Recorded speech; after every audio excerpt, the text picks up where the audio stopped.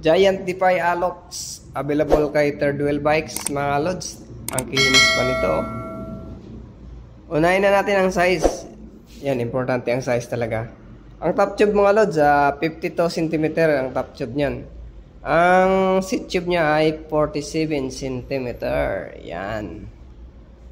Sa saddle niya mga lods, yan, stock na yan, Giant. Ang issue lang sa saddle niya, ito lang. Yan. Pero buong buo pa yung mismong saddle, ano lang, yung leather lang yung yata sa taas. No? Seat post niya, alloy, ano na siya, Giant na rin mga lods. May nakalagay pa ditong lock, oh. Hindi ko lang alam kung anong password dito. Ganda rin ang lock niya. Ang headset mga lods, Giant na rin. At ang stem niya, Giant na rin mga lods. Yan, oh. Top cup niya, yan, Giant. Giant na rin yung ano niya, drop bar. Stock na to mga lods, yung mga nakalagay dito.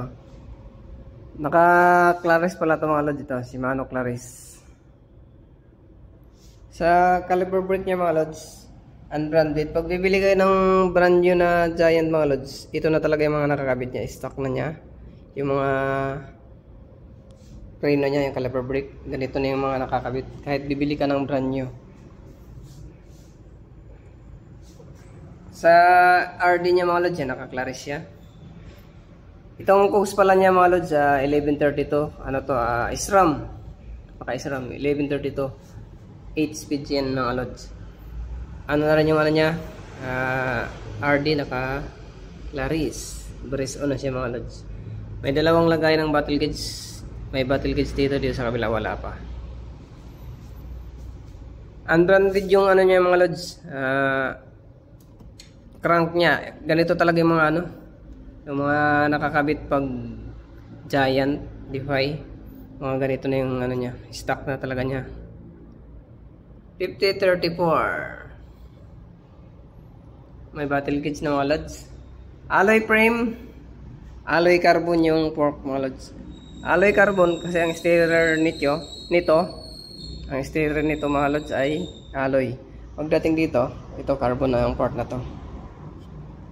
Itong hub niya mga lods, stock na rin to sa Giant na to. Giant na rin yung ano niya, oh.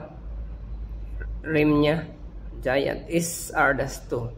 At saka ang gulong niya, 700/25. Giant na rin siya mga lods. Yan, oh.